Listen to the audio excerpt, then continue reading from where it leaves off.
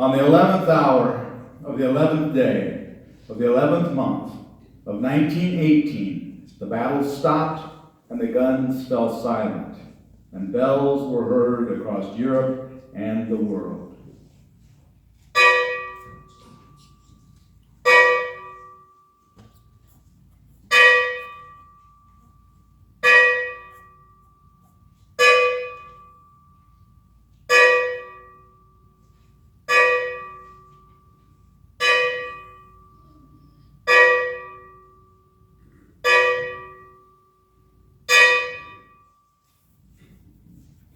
Today, we post Veterans Day on our calendars, and we celebrate and recognize all those who have served our nation in the armed services.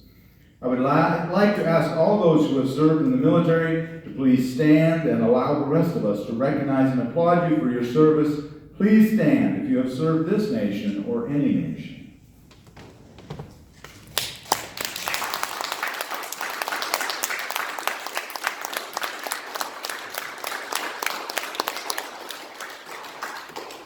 Thank you all so very much for your devotion and your service.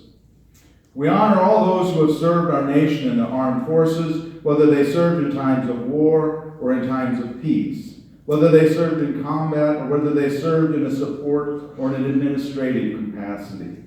We recognize and say thank you to all of these brave men and brave women. Thank you all for devoting your service to our nation. Today is, as I said, Veterans Day, a day that was originally known as Armistice Day. It was recognized as a national holiday here in the U.S. in 1919, and it took place on the first anniversary of the end of World War I, November 11th. The bells that tolled at the beginning of this sermon were in the tradition that persisted many years ago of marking Armistice Day by ringing bells for 11 strikes on the 11th hour of the 11th day of the 11th month. The first Armistice Day was memorialized here in the U.S. in 1919 as decreed by a congressional resolution. But it's important to remember that this wasn't just a celebration here in the U.S. It was a date recognized around the globe. The poem in Flanders Field has long been associated with Armistice/Veterans Day. In Flanders Field by Dr. John McCrae. In Flanders fields the poppies blow, between the crosses row on row, that mark our place, and in the sky the larks still bravely singing fly. Scarce heard amid the guns below, we are the dead, short days ago we lived. Felt dawn, saw sunset glow, loved and were loved, and now we lie in Flanders fields. Take up your quarrel with the foe. To you from failing hands we throw. The torch be yours to hold it high. If ye break faith with us who die, we shall not sleep though poppies grow in Flanders fields. The poem in Flanders Fields was written by Dr. John McCrae in memory of his friend Alexis Helmer. Lieutenant Alexis Helmer was an officer in the 2nd Battery, 1st Brigade, Canadian Field Artillery. He had become good friends with Major John McCrae. On the fate-filled morning of Sunday, May 2nd, 1915, Alexis left his dugout and was killed instantly by a direct hit from an 8-inch German shell. What body parts that could be found were later gathered into sandbags and laid on an army blanket for burial that evening. Alexis was 22 years old and a popular young officer. Before the outbreak of war, he had graduated from McGill University with a degree in civil engineering. He was the son of Elizabeth Helmer and Brigadier General R.A. Helmer.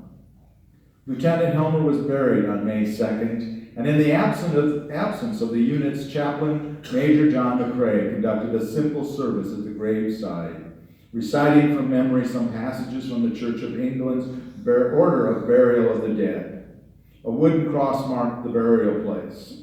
The grave has long since been lost. Lieutenant Alex Helmer is now commemorated on plate 10 of the Minen Gate Memorial to the Missing in Hebrews. He is one of the 54,896 soldiers who have no known grave in the battlefields of Ypres, Ceylon. The poem that Dr. McCrae wrote in memory and in suffering, trying to come to terms with the loss of his friend and the loss of so many other young souls, is one of the connections that we still retain to those lost in the First World War. There are, of course, memorials all across this land dedicated to those souls lost, and there are far more memorials from one end of Europe to the other.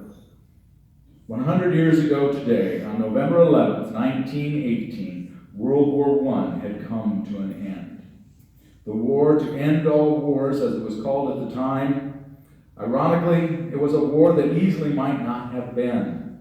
It was a tragic series of events, treaties, and alliances that allowed this war to come to be, though where it originated was no surprise to anyone at that time. In the end, many millions were dead, and numbering vastly more than the dead were those left injured and maimed by the conflict. The war was horrific, even by the standards of war, and the use of chemical weapons made it all the more horrific.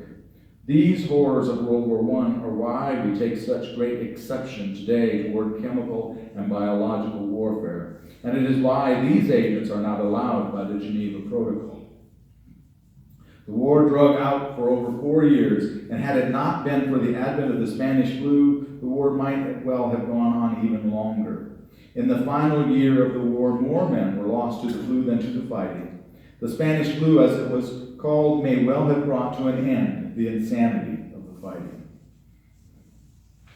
It was a war embroiled within the European monarchies, most of whom ironically were related. Many were related to the late Queen Victoria of England, who it was believed by many could have prevented the war from occurring had she still been alive. Queen Victoria had 7 direct descendants on thrones across Europe, and 3 of the main characters were cousins of one another.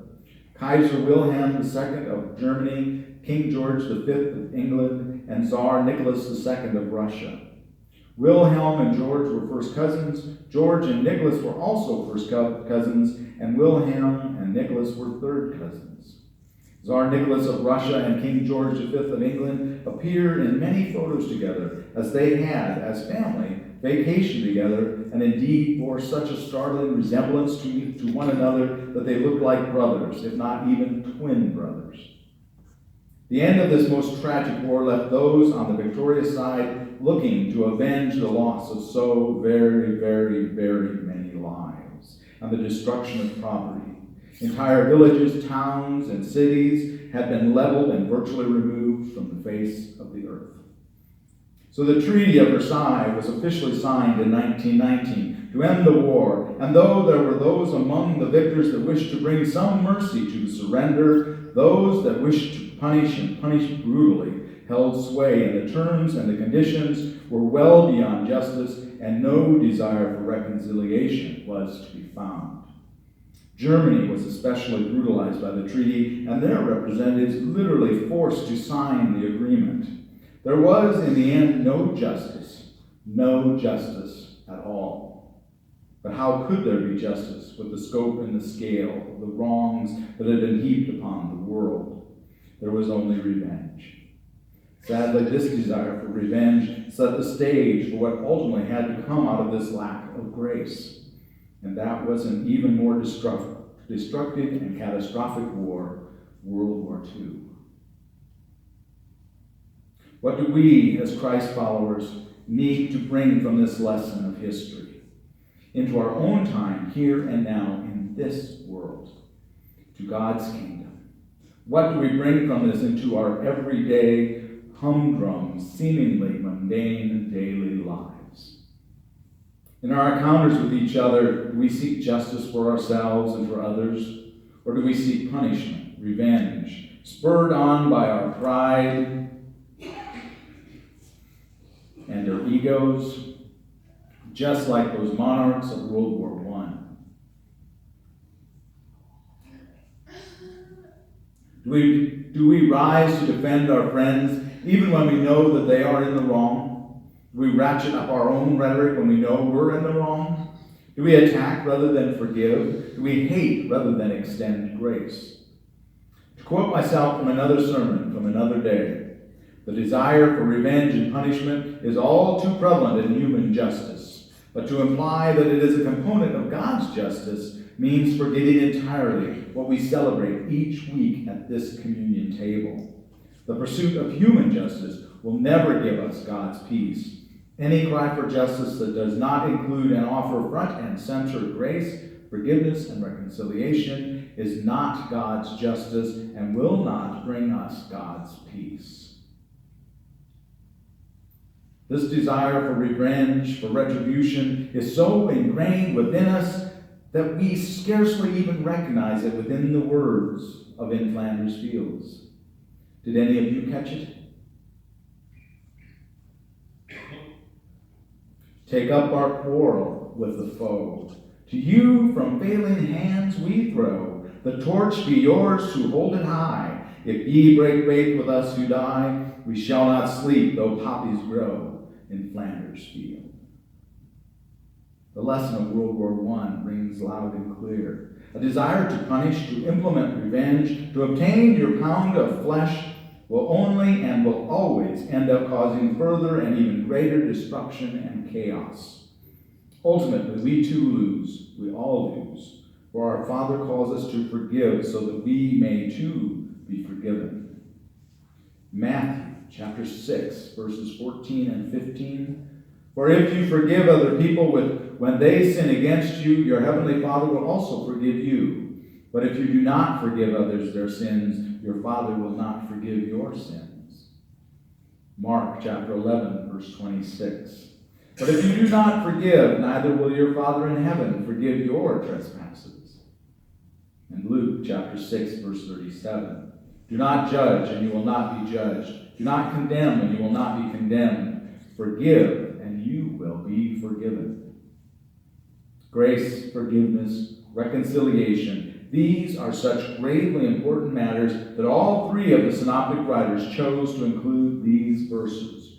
We forgive because our Father has said we must. We forgive because our Father commanded that we must. Our misconception of justice isn't just a personal issue.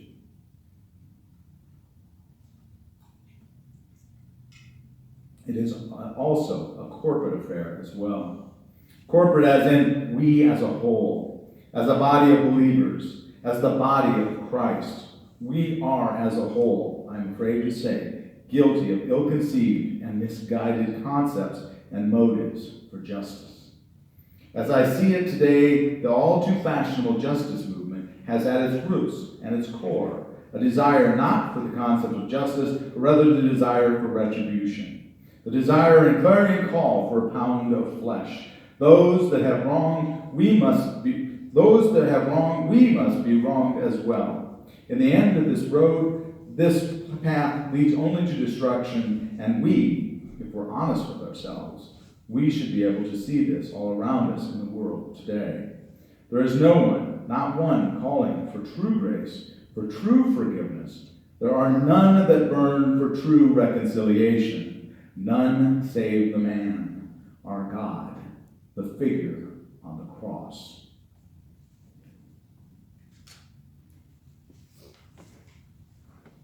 If we, due to our alliances, our pacts, our associations, just like those ill-fated monarchs of World War I, advocate the destruction of one vulnerable class while advocating for the protection of another, we have lost our way.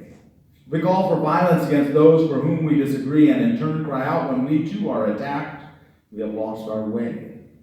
If we in our pursuit of justice do not reach out our hand and say, I forgive you, brother and sister, can we sit and discuss our conceptions and misconceptions of each other and our situation? If we cannot do that, we have lost our way. We have lost our way. When I look in the face of far too many and I see piety masking anger and hate and a desire for retribution, I cry within myself for the anger and hate that wells up within me. And I cry out in my own soul, Father, forgive me. It's time that we as a society as the world, both religious and secular, turn from this path that we are also hell-bent on following. If we continue to follow it, we follow it only to our own graves. And before any of us in our self-righteousness look at our brother or sister and say it's their doing, it's they that are wrong, they're the problem, it's their fault, we're all wrong. It's all our problems. We all, in our fallen human state, we are all seeking human justice. And far, far, far too many want to claim it's in the name of our God. And trust me, I know all too well, I fully acknowledge and realize that as I point a prophetic finger, that there are three pointing right back at me. Jesus upon the cross did not seek nor desire to mete out justice. His desire was only for grace, forgiveness, reconciliation. He desired those things so much that he alone took upon himself the burden of all of our failings, all of the injustice that we have heaped upon each other, all our desires for that other SOB to pay. He paid it. He paid it all. If we seek revenge and retribution in the name of Christ, we heap coals upon the head of the God that we claim to worship and obey. God help us all.